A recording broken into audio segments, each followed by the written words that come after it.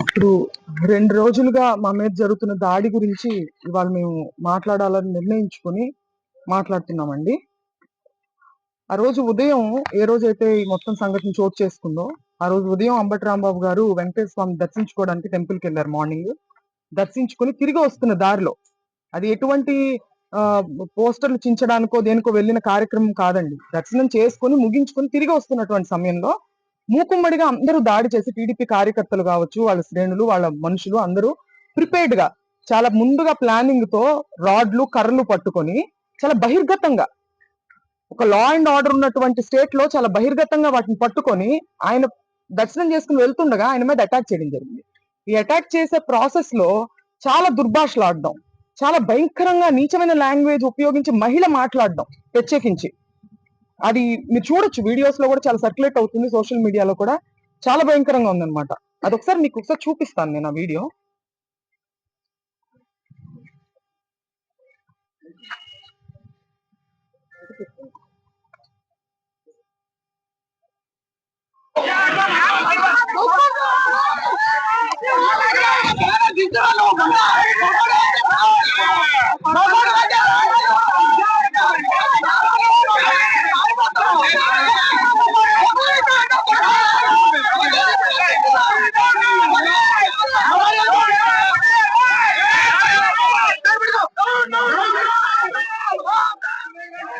ఈవిడ ఒక మహిళ, ఆవిడ ఉపయోగించిన లాంగ్వేజ్ మీరు చూశారు.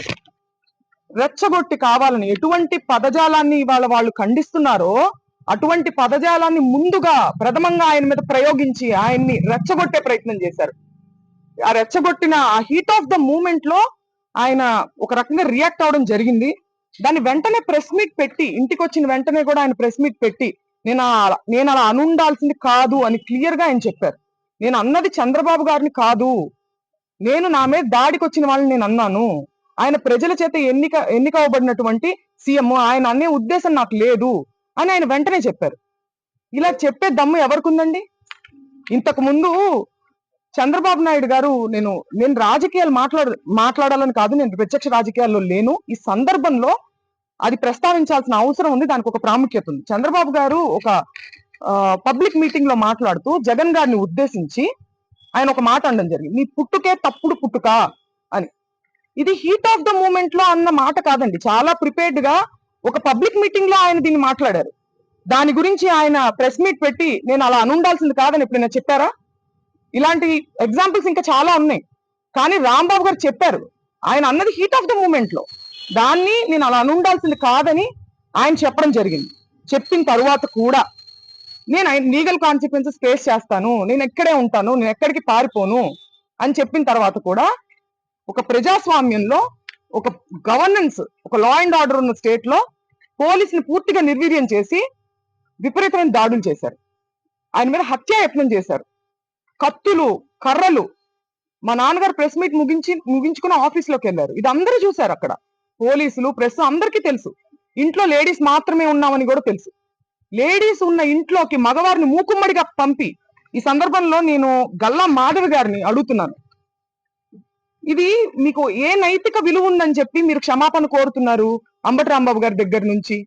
నేను అంబటి రాంబాబు గారి వ్యాఖ్యల్ని నేను సమర్థించట్లేదు, ఆయనే సమర్థించుకోలేదు కదా. హీట్ ఆఫ్ ద మూమెంట్ లో నేను అన్నాను, నేను అలా అనుండాల్సింది కాదని ఆయనే చెప్పారు. మీకే నైతిక విలువ ఉందని చెప్పి మీరు, మీ హస్బెండ్, లేడీస్ మేము ఇక్కడ ఉంటే మీరు తాగి ఉన్నటువంటి మగవారిని మా మీదకి రెచ్చగొట్టి పంపిస్తూ ఇంట్లోకి వెళ్ళమని, వాళ్ళు అద్దాలు మీరు చూడొచ్చు, కారులా పగలగొట్టారు. అద్దాలు, పైన అద్దాలు, పక్కన తలుపులు అన్ని పగలగొట్టుకుని లోపలికి రావాలని చూసారు. లోపల కేవలం ఆడవారు మాత్రమే ఉన్నాం. నేను, మా మదరు, మా సిస్టరు, మా పిల్లల్ని పెట్టుకుని మేము ఉన్నాం. హోమ్ మినిస్టర్ అనిత గారిని కూడా నేను సూటిగా ప్రశ్నిస్తున్నాను, దీన్ని మీరు సమర్థిస్తారా? మీరు ఆడవారి మర్యాద దెబ్బతిందనే ప్రాసెస్ లో మీరు దాడి చేస్తూ మీరు అటాక్ చేసింది ఆడవాళ్ళ మీదనే. ఇది ఏ రకంగా సమంజసం?